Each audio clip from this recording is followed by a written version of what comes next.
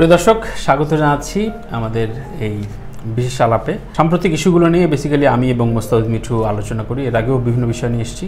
আজকে যে বিষয়টি নিয়ে কথা বলবো, থাম্বনেলে দেখেছেন, খুবই বার্নিং ইস্যু। মাত্র 2 দিন হলো সাদি মোহাম্মদ মারা গেছেন এবং এর পরপরই যে ঘটনাটা ঘটেছে যে একজন সফল এবং খুবই প্রতিষ্ঠিত প্রযোজক, টিভি নাটক বা সিনেমা প্রযোজনা করে থাকেন, আলফা আই, তার প্রযোজক শাহরিয়ার শাকিল, তিনি অপূর্ব, বাংলাদেশের one of the most popular actor, তার বিরুদ্ধে অর্থ আত্মসাতের মামলা দিয়েছেন। এখন এইটা খুবই অবাক করে, যে কারণ তারা খুবই ফ্রেন্ডলি ছিল। আমি একটু মিঠুর কাছে জানতে চাইবো যে এই ধরনের প্রেক্ষিতে আমরা দেখেছি মিঠু যে একাধারে স্ট্যাটাস বিভিন্ন মেহজাবিন থেকে শুরু করে তাসনিয়া ফারিন, আরও অনেকে দেখলাম। আমি হচ্ছে সর্বপ্রথম আমার স্ট্যাটাস চোখে পড়ছে হচ্ছে পরিচালক চয়নিকা চৌধুরীর স্ট্যাটাসটা আমার চোখে পড়লো। রাইট, মানে কাউকে শাহরিয়ার শাকিলের পক্ষে বলতে দেখি না আমি এখন পর্যন্ত। আমিও দেখি না। মানে দিন শেষে কারা একা, নায়করা একা না প্রডিউসাররা একা? এখন দিন শেষে কারা একে এটা তো বলা হয় মুশকিল মনে হয় আসলে। কিন্তু আমরা তো দেখলাম আসলে এখন স্বাভাবিকভাবে, কারণ হচ্ছে যে যারা হচ্ছে ফাইন্যান্স করে তাদের তো আলাদা একটা চেইন থাকে, কিন্তু যারা সহকর্মী তাদের মধ্যে হৃদ্যতা কিন্তু একটু অন্যরকম আসলে। কারণ এই প্রেক্ষিতে তোর অবজারভেশনটা কি? অবজারভেশনটা ভাই, আমি শুরু থেকে যখন আমি আসলে নিউজটা দেখলাম যে অপূর্ব অর্থ আত্মসাৎ, স্বাভাবিকভাবে কিন্তু অপূর্ব আমাদের এখানে দীর্ঘদিনে ধরে তার মানে আপনি যে একটু আগে বললেন যে অন্যতম জনপ্রিয়, সেটা কিন্তু আমরা এখন দাঁড়িয়েও কিন্তু অন্যতম জনপ্রিয় বলছি। আপনি কিন্তু 10 বছর আগেও কিন্তু বলতেন যে অপূর্ব জনপ্রিয়। তো তার দীর্ঘদিনের একটা জনপ্রিয়তা এবং তার সফলতা নিয়ে আসলে নতুন করে কিছু বলার নেই। প্রথম টিভি নাটক, এরপরে ওটিটিতে আসার পরে তার যে আমরা কাজগুলো দেখেছি, এমন একজন আর্টিস্ট যখন আমরা শুনি যে অর্থ আত্মসাতের তার বিরুদ্ধে অভিযোগ, এটা কিন্তু প্রথমে একটা শকের ব্যাপার যখন সে অপূর্ব আসলে। এবং পরবর্তীতে যখন আমরা দেখলাম যে অর্থ আত্মসাতের অঙ্কটা কত এবং হচ্ছে যে কি চুক্তি ছিল, কিভাবে আসলো, এটাও ভাই মনে আপনি একটু শকটি খাবেন। কারণ হচ্ছে আপনি ভালো জানেন যে এখনকার যারা হচ্ছে অপূর্ব বা নিশো তো এখন কাজ করছে না, বা এই লেভেলের আর্টিস্টের নাটক করলেও তাদের পার ডে পেমেন্টটা আসলে কত? হ্যাঁ, মানে আমি যদি ভুল না করে 14টা নাটক না? 14টা নাটক। এখন 14টা নাটক 50 লাখ, কিন্তু অপূর্বর তুলনায় মানে রেগুলার রেশিওর তুলনায় অনেক কম। আমার মানে 14 ভাগের 1 ভাগ আমার যেটা মনে হচ্ছে। আমি লাস্ট যতদূর জানি অপূর্ব 2 থেকে 3 লাখ টাকা পার ডে বিক্রি করে। হ্যাঁ, পার ডে। সো 3 দিন যদি হয়, ও একটা নাটক যদি 3 দিনে কেউ করে, ওকে 7 থেকে 8 লাখ টাকা দিতে হয়। এখন সেখানে তো 14টা নাটকের জন্য প্রতি মাসে, মানে এটা আমার হিসাবে মেলে না। তবে আমার একটা ধারণা, যে এটা একেবারে ধারণা প্রসূত আমি কথা বলছি, অফেয়ারে আমি মিঠুর সাথে আলাপ করছিলাম। আলফাই এবং শাহরিয়ার শাকিল সহ প্রোডাকশন যেহেতু সিনেমা নির্মাণ করা শুরু করেছে এবং শাকিব খানকে নিয়ে ছবি আসছে, তার সুড়ঙ্গ বের করলো অপূর্ব। সুতরাং অপূর্বর সাথে একটা কথা কিন্তু হচ্ছিল, এই ধরনের কথা আমরাও পাচ্ছিলাম সংবাদকর্মী হিসাবে, যে আলফাই থেকে একটা মুভি আসবে।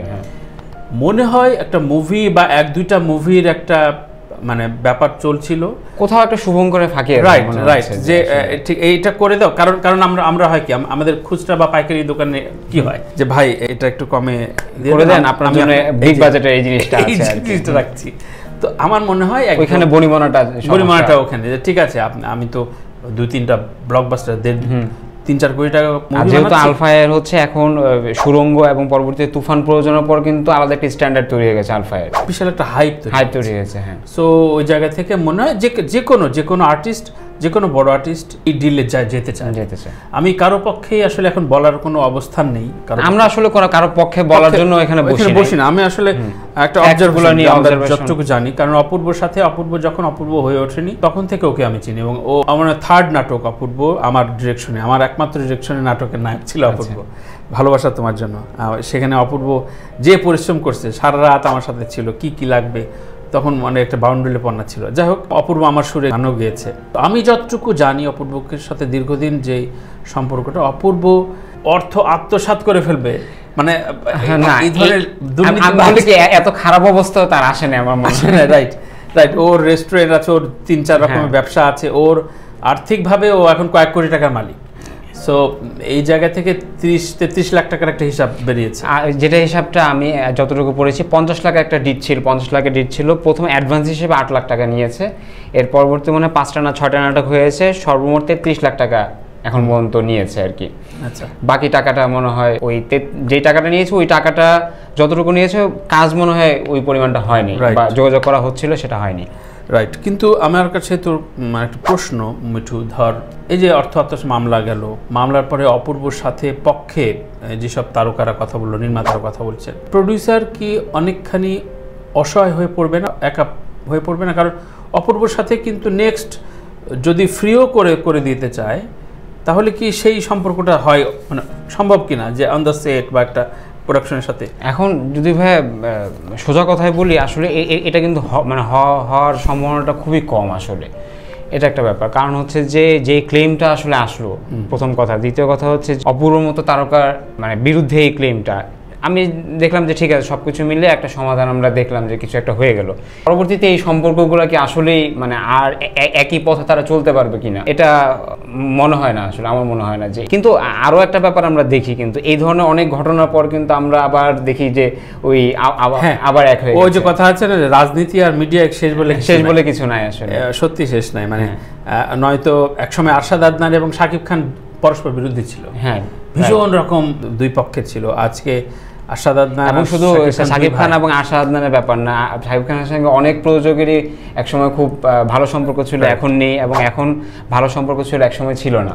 সো মানি ম্যাটার্স। আমি বলি প্রিয় দর্শক, মানি একটা ফ্যাক্টর, এবং টাকাতেই সম্পর্ক তৈরি হয় বা টাকাতেই সম্পর্কটা ভাঙে। কিন্তু আমার একটা শঙ্কা, যেটা অপূর্বর সাথে ধর ওই যে মানে ব্যাপারটা হয় কি, যার আমার আর তোর ঝগড়া লাগলো, তৌফিক হয়তো আমার পক্ষে আসলো, তুই আর আমি কোনো সময় মিলে গেলাম, তুই তৌফিককে দেখতে পাবি, ব্যাপারটা কিন্তু ঝামেলাটা এই জায়গাতে। তো আজকে যারা মানে কোন রকম জাস্টিফিকেশনে না যে বা ধৈর্য না ধরেই অপূর্বর পক্ষে বলছেন বা হঠাৎ করে মানে খুব উত্তেজিত হয়ে বলছেন যে তুমি সেরা, তোমার পাশে আছি, পাশে থাকার কিছু নেই, এখানে খুব লিগ্যাল অ্যাকশন যাচ্ছে, এটা দুজনের দুপক্ষের সত্য বেরিয়ে আসবে। কিন্তু আমার একটা ব্যাপার ব্যক্তিগতভাবে, সেটা হচ্ছে যে এই যেহেতু একটা আইনি একটা প্রসেসে যাচ্ছে আর কি, সেহেতু একটা সমাধান তো আসলে আমরা মানে আইনি প্রসেসেই পাবো। রাইট। সেখানে আপনি যেহেতু মানে সেখানে অপূর্বর পক্ষে যারা এখন বলছেন, অনেক বড় বড় স্ট্যাটাস দিচ্ছেন, অনেকে শুধু কয়েকটা স্ট্যাটাস দিয়ে পক্ষে বলছেন, তাদের আসলে আমার মনে হয় যে তারা ধৈর্যহারা হওয়াটা কি কতটুকু যৌক্তিক আসলে, ওইটাই আমি ওই জায়গায় ফোকাস দিতে চাই। কারণ যখন একটা আদালতে রায় চলে আসবে, তখন তো আপনি আসলে আপনার রায় দিয়ে দিতে পারেন না। ইনফ্যাক্ট দুজনেই কিন্তু লিগ্যাল টার্মে কথা বলছে। ইভেন অপূর্ব পর্যন্ত কিন্তু কিছু বলছে না, বলছে যে যেহেতু আমার আইনি জটিলতা, আমার লয়ার কথা বলবে, এবং এটাই শোভন। কিন্তু এইসব জায়গায় যেমন আমি বা তুই এখন পর্যন্ত কিন্তু কারোর পক্ষে সাফাই গাচ্ছি না, কারণ গাওয়ার সময় হয়নি এটা, বা গাওয়ার অবস্থাও না। সুতরাং যারা অভিনয় শিল্পীরা তারা আবেগী হন। সো আবেগ আর বোকামি দুই জিনিস। আমার মনে হয় আমি দেখলাম নবিশ কিছু শিল্পী যারা অপূর্বর সাথে কাজ করেছে, এক দুইটা বা আরও কাজ করতে চায়, তারা আবার অপূর্বকে খুশি করার জন্য স্ট্যাটাস দিচ্ছেন। তো এইটা খুশি করাটা আপনার হিতে বিপরীত হয়ে যেতে পারে। কিন্তু আমার মনে হয় কি ভাই, মানে এই ধরনের ফেসবুকে মানে জিনিসটা তো আলটিমেটলি আমার মনে হয় যে শো অফের বিষয়টাই দাঁড়াচ্ছে শেষ পর্যন্ত। কিন্তু এটার চেয়ে যদি অপূর্বর পাশে তার সহকর্মীরা যদি এইসব ফেসবুক থেকে বাদ দিয়ে যারা তার পাশে গিয়ে দাঁড়াবেন আসলে, বা যদি সারিয়া শাকিলের কথা বলি, তার পাশে গিয়ে যারা দাঁড়াবেন, তার প্রডিউসার ভাই যারা আছে, এটাই কিন্তু আসলে দরকার। ট্রু, মানে ওইটাই বরঞ্চ খুবই লফুল হয়, খুবই শোভন হয়। আমার ধারণা যে এটা আজকে কথা বলছি, আজ থেকে 2 সপ্তাহের ভেতরে এটা সর্ট আউট হয়ে যাবে, এবং দেখা যেতে পারে যে শুধু নাটক না, অপূর্বর সাথে আলফায় 3টা মুভি নিয়ে একসাথে ঘোষণা অসম্ভব না, কোনো কিছু অসম্ভব না। তো তখন আপনারা এই যে শ্রদ্ধেয় অভিনেত্রীরা এবং কিছু নির্মাতারা, তখন আপনারা কার পক্ষে সাফাই গাবেন? দুজন একসাথে গলাগলি ধরে যে ছবিটা আসবে, এবং এটা অনেক উদাহরণ আছে, এবং আমি স্পষ্ট দেখতে পাচ্ছি যে হয়তো 15-20 দিনের ভিতরে দুজনার আলফায় অফিসে মিষ্টি খাওয়া গলাগলি ছবি, এবং সেটা আমরা ছাপছি। কি মিঠু, হ্যাঁ, এটা আমরা প্রিভিয়াস এক্সপেরিয়েন্স থেকে বলছি। সো প্লিজ সুন্দরী বোনেরা এবং সুন্দরী বান্ধবীরা যারা আপনারা অপূর্বকে নিয়ে প্রেইজ করছেন, মূলত এটা একটা ইন্ডাস্ট্রি, একটা পরিবারের খুবই ভাইটাল অংশ, নায়ক এবং প্রডিউসার। সুতরাং 2 পক্ষকেই একজন অভিনেত্রীর লাগে। সুতরাং এই সময় কারো পক্ষে যে কথা বলেন না, এবং কারো পক্ষে কথা বললেই বিষয়টা উস্কে দেওয়া হয়, কারণ এটা একটা ভুল বোঝাবুঝি, টার্মসের গন্ডগোল। এখানে 2 পক্ষই আমি মনে করি সৎ, দুই পক্ষ দুই জায়গায় অনেক রকম লজিক নিয়ে বসে আছে। ডেফিনেটলি, না হলে তো আলফা এর মতো একটা প্রযোজনা প্রতিষ্ঠান শুধু শুধু তো ক্লেম করে দিতে পারে না, এটাও তো একটু বোঝা দরকার আছে। তারাও যেমন ডিটিড নিয়ে এটা হাজির হয়েছে, তেমনি অপূর্বরও ভার্বাল কিছু ক্লজ রয়েছে বা লফুল কিছু বিষয় রয়েছে, যেই কারণে অপূর্ব এই জায়গায় একটু ব্যাকফুটে গিয়েছে। তাই এই সময়, এই নাজুক সময় আমি মনে করি যে স্থিতিশীল থাকাটা খুব জরুরি। যে ঠিক আছে, সবচেয়ে বড় বিষয় হচ্ছে তারা দুজন একসাথে বসে সর্ট আউট করুক, এটা মামলা মোকদ্দমা না যাক, এই প্রত্যাশা করাটা মনে হয় সবচেয়ে বেশি বেটার। এবং সেটা কিন্তু যায়ও না। একটা জিনিস আমার খুব ভালো লাগলো ভাই, এখন তো আমাদের একটা চর্চা শুরু হয়ে গেছে, কিছু হইলে আমরা ডিবি অফিসে দৌড়াই। আসলে আমাদের মাঝখানে যে টেলিভিশন সংঘ বা টেলিভ যে আছে, এদের আমরা তো এখন মানে হিসাবেই ধরছি না, অনেকে আছে। কিন্তু এই প্রসেসটা কিন্তু দেখেন, অপূর্ব কিন্তু এই টোটাল কন্ট্রোলটা কিন্তু অভিনয় শিল্পীর সঙ্গে এবং টেলিভিশন প্রোডিউসার থ্যাঙ্কস দিতে হবে। হ্যাঁ, এটা খুবই একটা পজিটিভ দিক। কারণ ডিবি অফিসে যারা অ্যাডভান্টেজটা পায়, স্টাররা পায়। কারণ স্টারদের ফেম আছে, সাথে সাথে চলে যায়, কান্নাকাটি শুরু করে এবং সাথে সাথে সালিশ, এবং সেই স্টাররা কিন্তু ফিমেল স্টার বেশি। রাইট, মেল স্টারও গিয়েছে বোধহয়, শাকিব খান গিয়েছে কিনা, আচ্ছা যাই হোক, সেটা খুঁজতে হবে। কিন্তু এটা আমি মনে করি, এবং আমি না, এটা লজিক্যালি এটা শিল্পীদের যে সংগঠনকে অবজ্ঞা করা, এক ধরনের ডিগবাজি দেয়া।